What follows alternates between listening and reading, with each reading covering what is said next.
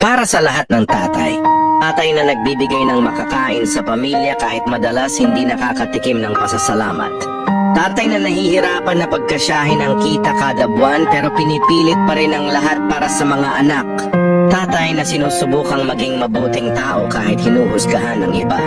Tatay na hindi nakakarinig ng proud po kami sa'yo at salamat sa malasakit po. Tatay na naghahanap buhay ng mahabang oras at umuuwi na kunwari, hindi pinapahalata ang hirap at pagod para mapasaya ang pamilya.